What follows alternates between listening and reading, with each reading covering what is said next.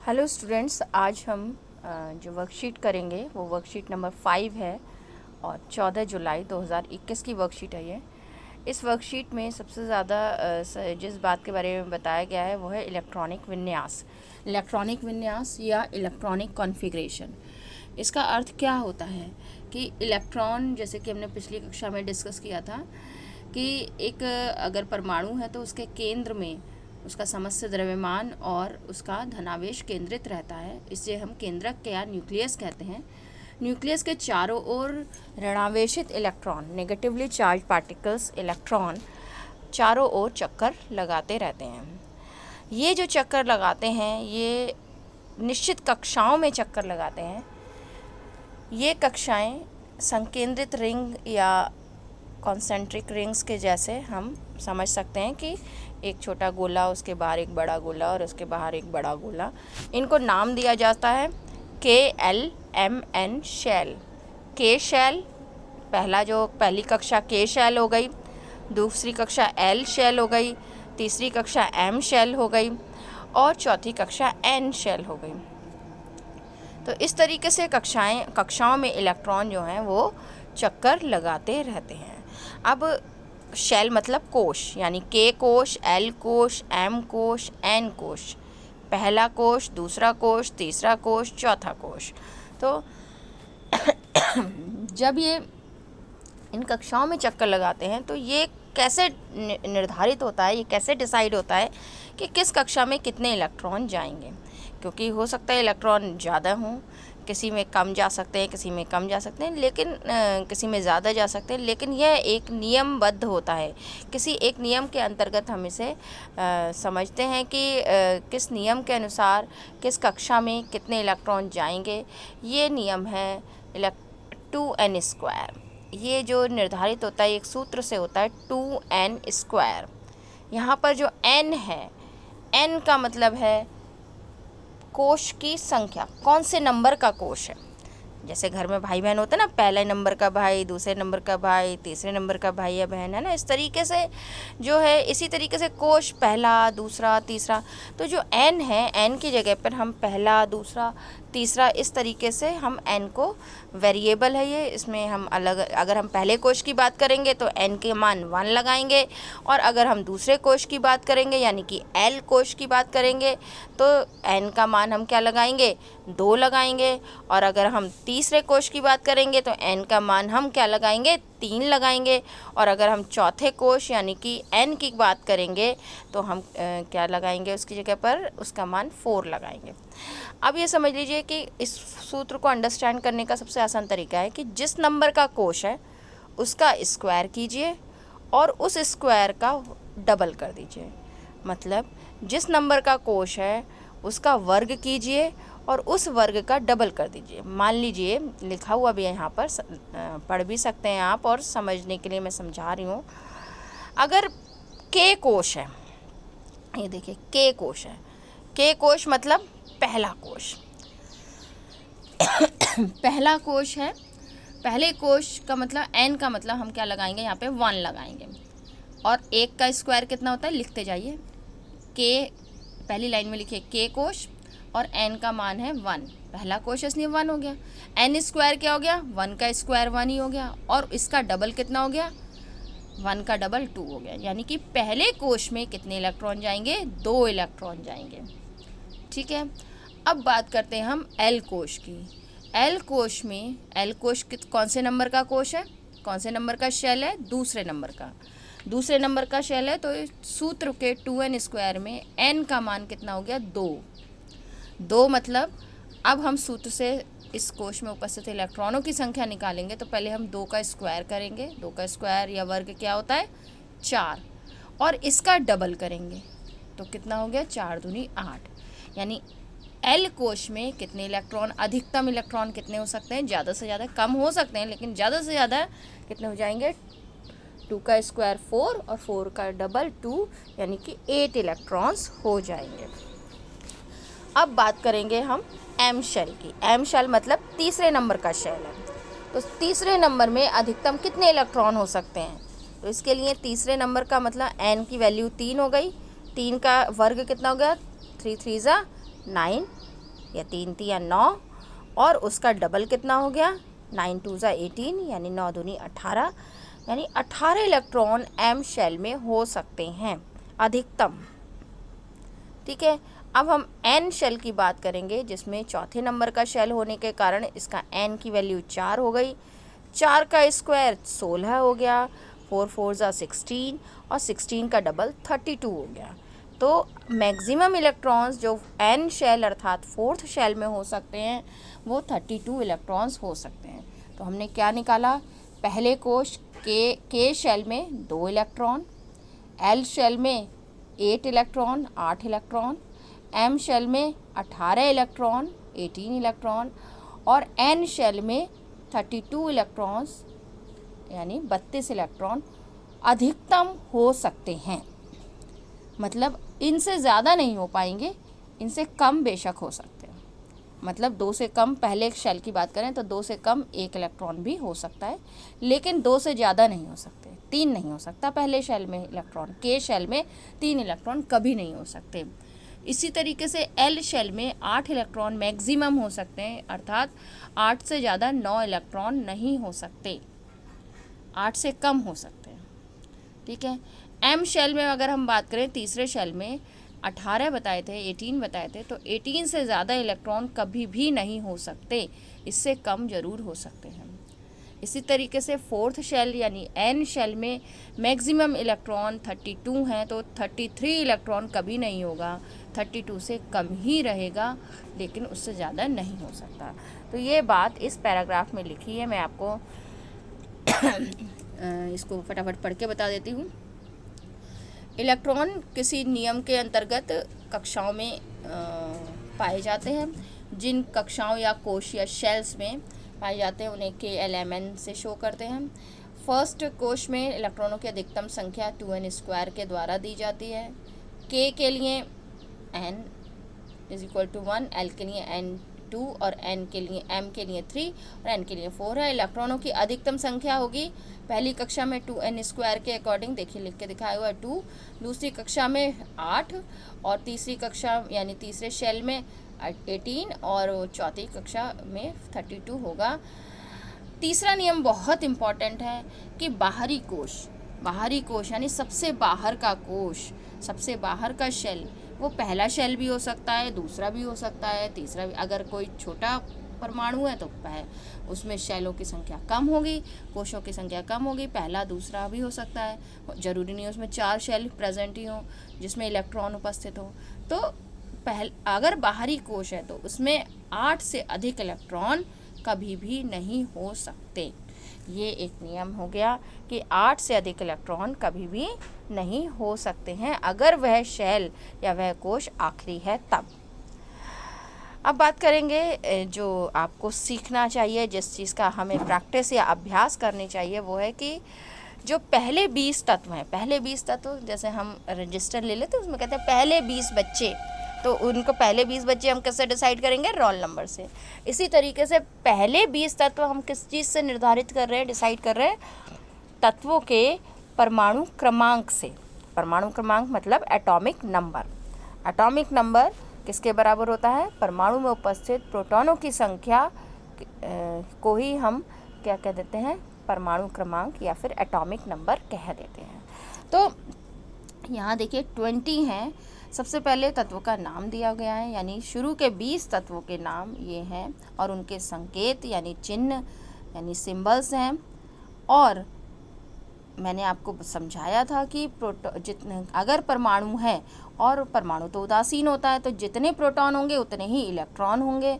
तो यहाँ पर हम परमाणु क्रमांक से हम इलेक्ट्रॉनों की संख्या निकाल सकते हैं। तो अगले कॉलम में है इलेक्ट्रॉनों की संख्या निकाल लेंगे। अब इलेक्ट्रॉनों की संख्या क्यों निकाल रहे हैं? क्योंकि हमें इलेक्ट्रॉनों का ही तो विन्यास, इलेक्ट्रॉनों को ही तो KLMN कोश में बांटना है।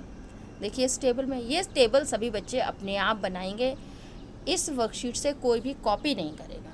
समझ लीजिए, जहाँ पे आपको लगता है कि कुछ समझ नहीं आ रहा है वहाँ देख सकते हैं, लेकिन आप समझ के अपने आप 20 तत्वों के नाम लिखिए, उनके चिन्ह लिखिए, और चूँकि हमने शुरू के 20 लिए हैं तो उनमें परमाणु क्रमांक जो होगा वो क्रम से 1 2 3 4 5 6 7 8 9 10 20 तक हो जाएगा। तो परमाणु क्रमांक ही प्रोटॉनों की संख्या होती है और वही इलेक्ट्रॉनों की संख्या होती है, तो इलेक्ट्रॉनों की संख्या भी यही हो जाएगी। अब हम इसको डिस्ट्रीब्यूट करते हैं। तो पहला तत्व है जिसका परमाणु क्रमांक 1 है, हाइड्रोजन। 1 इलेक्ट्रॉन है तो एक रहेगा और वो किस कोश में जाएगा? पहले कोश में जाएगा। दूसरा तत्व है हीलियम। हीलियम का परमाणु क्रमांक 2 है तो इलेक्ट्रॉनों की संख्या 2 हुई, तो 2 इलेक्ट्रॉन कहाँ जाएंगे? के कोश में जाएंगे, क्योंकि 2n² के अकॉर्डिंग इसमें कितने हो सकते हैं? पहले कोश में 2 हो सकते हैं। अब तीसरा तत्व, यहाँ से ध्यान दीजिए, यहाँ पे आप अपनी टेबल में एक लाइन भी खींच सकते हैं किसी और कलर से, ताकि आपको पता चल जाए यहाँ पे शेल बदल रहा है, कोश बदल रहा है। देखिए के कोश के बाद एल कोश में पहले दो तत्वों में कोई भी इलेक्ट्रॉन नहीं है, क्योंकि है ही नहीं इलेक्ट्रॉन। लेकिन जब हम तीसरे तत्व की ओर जाते हैं, उसमें इलेक्ट्रॉनों की संख्या कितनी है? 3 है। तो पहले कोश में अधिकतम 2 हो सकते हैं, 3 नहीं हो सकते।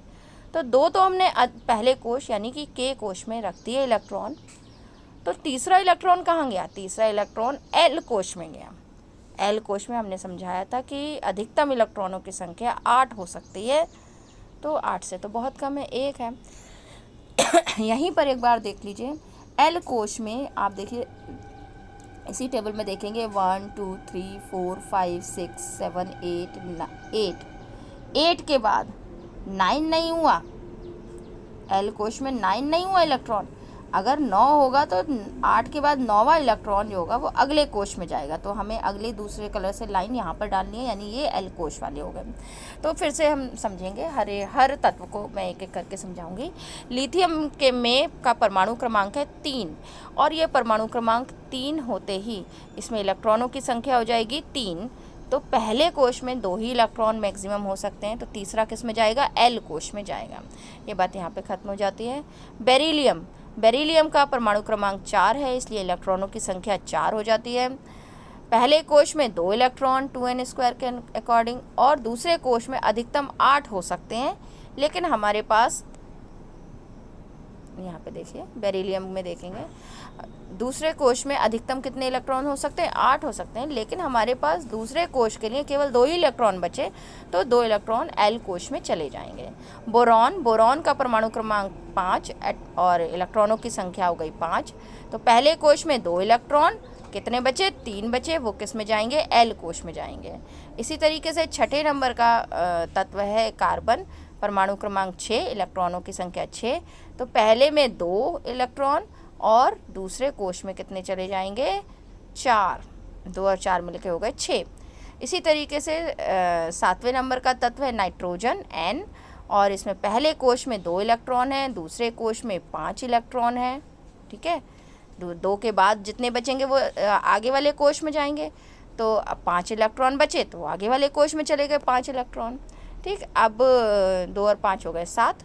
इस तरीके से ऑक्सीजन 8 एटॉमिक नंबर और इलेक्ट्रॉनों की संख्या 8 हो गई, तो पहले में 2 इलेक्ट्रॉन बचे कितने? 6 एल कोश में चले जाएंगे। इसी तरीके से फ्लोरीन 9वें नंबर का तत्व है, परमाणु क्रमांक 9, इलेक्ट्रॉनों की संख्या 9। पहले कोश में 2 इलेक्ट्रॉन और दूसरे कोश में कितने इलेक्ट्रॉन हो जाएंगे? 7। ठीक है, क्योंकि 9 है तो 2 के बाद कितने बचेंगे? 7 बचेंगे, वो एल कोश में चले जाएंगे। टोटल देखिए 9 इलेक्ट्रॉन हो गए, 2 और 7 मिला के। नियॉन का एटॉमिक नंबर 10 है, परमाणु क्रमांक 10 है, तो इलेक्ट्रॉनों की संख्या भी 10 हो गई। तो के कोश में 2 इलेक्ट्रॉन और एल कोश में कितने बचे? 2 के बाद 8 बचे, तो कितने हो गए? 10 इलेक्ट्रॉन। यहाँ पर भी आप पूरे उसमें रो में एक लाइन डाल दीजिए, क्योंकि अब एल कोश में अधिकतम इलेक्ट्रॉन हो चुके हैं। अधिकतम 8 इलेक्ट्रॉन हो सकते हैं एल कोश में 2n² के अकॉर्डिंग। ऊपर देखिए एल शेल दिख रहा होगा इसी पेज पर। तो ये 8 इलेक्ट्रॉन हो गए हैं। तो अब अगर 9वां इलेक्ट्रॉन होगा तो वो एल में नहीं जाएगा, वो किस में जाएगा? एम कोश में जाएगा। ठीक है, तो हम अगला तत्व ले लेते हैं। अगला तत्व है, हम 10 तक कंप्लीट कर चुके हैं। अगला तत्व है सोडियम। सोडियम का परमाणु क्रमांक 11 और उसमें इलेक्ट्रॉनों की संख्या कितनी हो गई? 11 है, यानी 11 हो गए। तो 2n² के अकॉर्डिंग पहले कोश में 2 इलेक्ट्रॉन हुए, दूसरे कोश यानी एल में अधिकतम कितने इलेक्ट्रॉन हो सकते हैं? 8 इलेक्ट्रॉन हो सकते हैं, तो 8 भर दीजिए। देखिए पहले कोश में 2 इलेक्ट्रॉन हुए तो 11 हैं टोटल, तो कितने बचे? 9 बचे।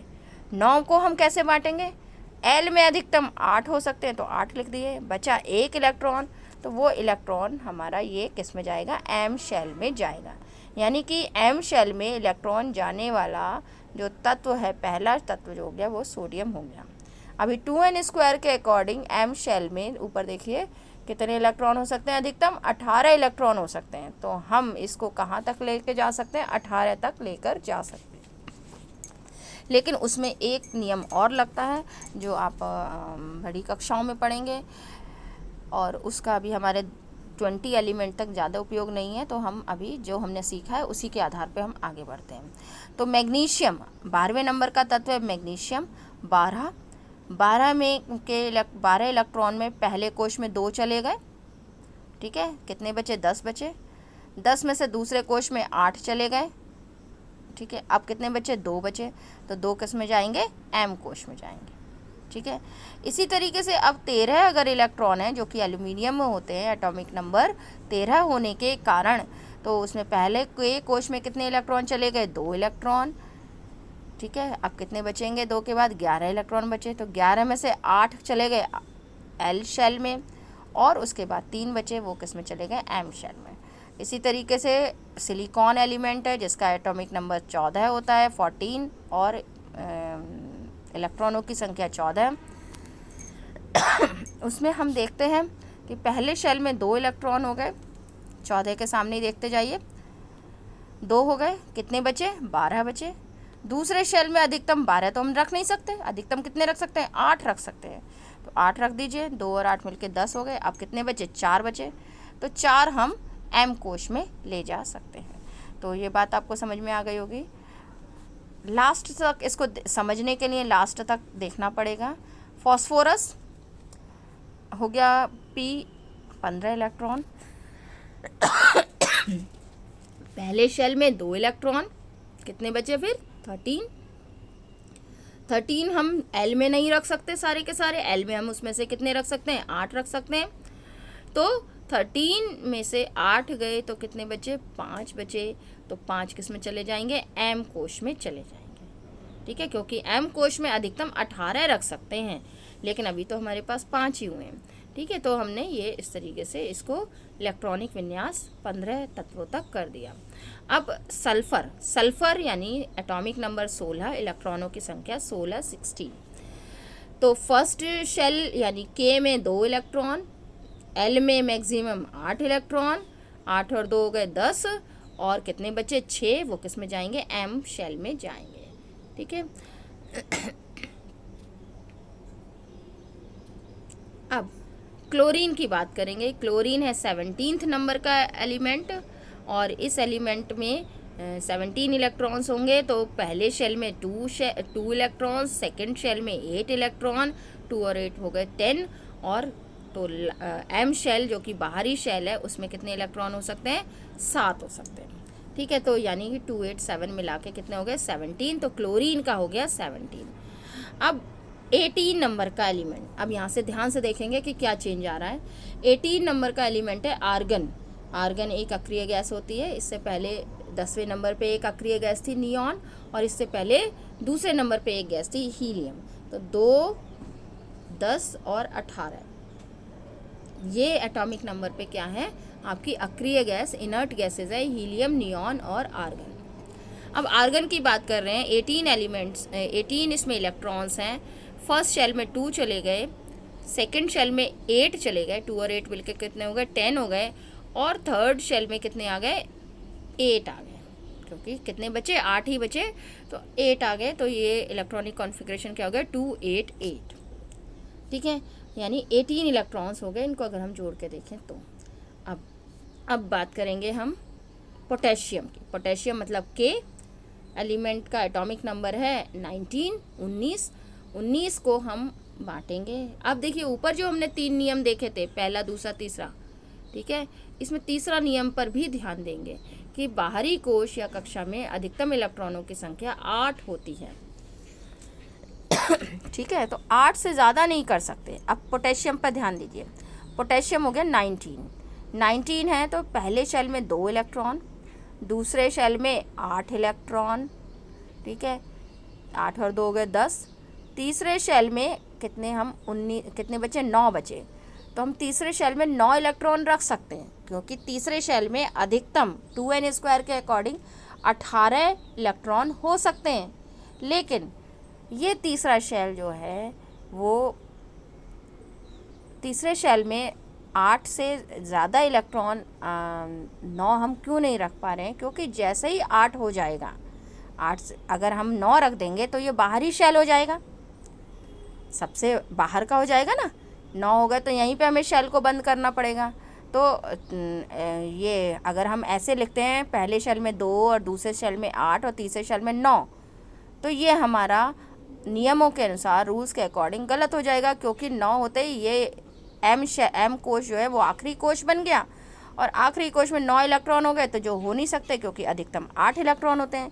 तो क्या करना पड़ेगा, उसमें से 8 रख के जो बचा 1, उसे हमने किस में पहुंचा दिया, एन शेल में पहुंचा दिया। ठीक है। तो अभी हमारा थर्ड जो रूल है उसके अकॉर्डिंग ये इसमें फोर्थ शेल में 1 आ गया, यानी कि पोटेशियम एक इम्पॉर्टेंट एलिमेंट हो जाता है जिसमें रूल्स, तीनों ही रूल्स लग गए, और इसका इलेक्ट्रॉनिक कॉन्फ़िगरेशन क्या बन के आया, 2881। किसका आया, पोटेशियम का 2881, 19 इलेक्ट्रॉन होने से। क्यों आया, क्योंकि इसमें थर्ड रूल भी लगा है, जो इसमें कि जो एक्सटर्नल शेल है उसमें अधिकतम इलेक्ट्रॉनों की संख्या कितनी हो सकती है, एक्सटर्नल शेल में अधिकतम 8 इलेक्ट्रॉन हो सकते हैं। अगर हम इसको जो लास्ट इलेक्ट्रॉन उसको भी एम शेल में एंटर करा दें तो 9 हो जाएंगे, तो ये कॉन्फ़िगरेशन हमारा गलत हो जाएगा। अब आपके दिमाग में प्रश्न आ रहा होगा कि तो मैम ये 18 एम शेल में तो 18 इलेक्ट्रॉन होते हैं, तो ये 18 इलेक्ट्रॉन कब होंगे। तो चूँकि अभी ये आपका बिगनर्स लेवल है, आप सीख रहे हो, इसलिए ये आपको पहले 20 तत्वों के बारे में समझाया गया है, जिसमें ये 3 रूल्स अप्लाई होते हैं। 18 इलेक्ट्रॉन्स की जो कंडीशन आएगी वो एटॉमिक नंबर 20 के बाद आएगी। हमने इसीलिए आपको इतना सीख लो, उसके बाद अगली बात जो 18 वाली है वो आप अगली कक्षा में सीख सकते हैं। तो पहले इस बात का प्रैक्टिस कर लीजिए, 20 तक के एलिमेंट्स का इलेक्ट्रॉनिक कॉन्फ़िगरेशन इन 3 रूल्स के अकॉर्डिंग बहुत अच्छे से लर्न कीजिए। जो आपको ये 18 इलेक्ट्रॉन का कॉन्सेप्ट है, ये इसके आगे की बात है जो आप अगली कक्षाओं में पढ़ेंगे। तो अभी इसके बाद लास्ट एलिमेंट है 20। 20 में भी के शेल में 2 इलेक्ट्रॉन्स, एल शेल में 8 हो गए, एम शेल में फिर वही कंडीशन आई, 2 और 8 के बाद कितने हो गए, 10 हो गए, तो बचे कितने, 10। तो एम में 10 हो सकते हैं, क्योंकि थर्ड में मैक्सिमम 18 हो सकते हैं, लेकिन ये एम अगर हम 10 रख देंगे तो ये एक्सटर्नल शेल हो जाएगा, आउटर मोस्ट शेल हो जाएगा, सबसे बाहरी कोश हो जाएगा। तो सबसे बाहरी कोश में 8 से ज़्यादा नहीं कर सकते भाई। तो 8 से ज़्यादा नहीं कर सकते, तो हम 8 रखें पहले। इसमें कितने बचेंगे, उसमें से 2, तो वो हमें किस में पहुंचाने होंगे, चौथे शेल में, यानी कि एन कोश में। तो इस तरीके से 20 तत्वों का, शुरू के 20 एटॉमिक नंबर तक के जो तत्व हैं उनमें उनका इलेक्ट्रॉनिक कॉन्फ़िगरेशन आपने सीखा और समझा। अभ्यास के प्रश्न देख लेते हैं। तो KLMN कोश में अधिकतम कितने इलेक्ट्रॉन समायोजित किए जा सकते हैं, तो आप डायरेक्ट बता सकते हैं 2n² के अकॉर्डिंग K में 2 इलेक्ट्रॉन, L में 8, M में 8, M में 18 और N में 32 इलेक्ट्रॉन समायोजित किए जा सकते हैं। समायोजित मतलब एडजस्ट किए जा सकते हैं, रखे जा सकते हैं। एक कोश में इलेक्ट्रॉनों की संख्या 2n² द्वारा दी गई है। M कोश में इलेक्ट्रॉनों की अधिकतम संख्या ज्ञात करो। तो M क्या हो गया, K हो गया पहला, L हो गया दूसरा, और K L के बाद M आया, M हो गया तीसरा, यानी N की वैल्यू हो गई 3। तो 3 का क्या करना पड़ेगा, पहले स्क्वायर कीजिए, 3 3 = 9, यानी कि 9 हो गया, और 9 का डबल कर दीजिए तो 18, 9 2 = 18। तो ये 18 इलेक्ट्रॉन्स M शेल में रखे जा सकते हैं। अब निम्नलिखित तत्वों का इलेक्ट्रॉनिक विन्यास लिखिए। तो मैग्नीशियम है, मैग्नीशियम 12 एटॉमिक नंबर है, देखिए टेबल के अकॉर्डिंग आप लिख सकते हैं, मैंने समझाया भी है। सोडियम जिसका एटॉमिक नंबर यानी परमाणु क्रमांक 11 है, यानी इलेक्ट्रॉनों की संख्या 11 हो जाएगी, तो 11 इलेक्ट्रॉनों को विन्यास कर दीजिए, ऊपर टेबल में भी दिया है। क्लोरीन 17 इलेक्ट्रॉनों का इलेक्ट्रॉनिक विन्यास करना होगा। कार्बन 6, इलेक्ट्रॉनों की संख्या 6 हो गई, तो उसका इलेक्ट्रॉनिक विन्यास करना होगा। और ऑक्सीजन कितना हो गया? ऑक्सीजन 8, तो 8 इलेक्ट्रॉनों का विन्यास करना होगा। आई थिंक आपको इलेक्ट्रॉनिक विन्यास समझ में आ गया होगा। ये 9th क्लास का टॉपिक है, लेकिन 10th क्लास में समझाया जा रहा है, क्योंकि ये हमें आना ज़रूरी है, क्योंकि अगर हम केमिस्ट्री पढ़ रहे हैं तो कुछ बेसिक चीज़ें हमें समझ में आनी चाहिए। बेटा पेंडेमिक सिचुएशन है, इसीलिए ऑनलाइन क्लासेस चल रही हैं, और इन ऑनलाइन ऑफलाइन क्लासेस में हम लोग सेमी ऑनलाइन क्लासेस हो जाती हैं। तो इनमें हमें ध्यान रखना है अपना, अपने परिवार का। कोविड के संदर्भ में आप उचित व्यवहार करें, कोविड अप्रोप्रिएट बिहेवियर अपनाएं। वो क्या है? हाथ धोते रहें नियमित रूप से, साबुन से धोते रहें, पानी से धोते रहें। जब कभी भी भीड़ वाले इलाके में जाएं तो मास्क ज़रूर पहनें और सुरक्षित रहें। धन्यवाद।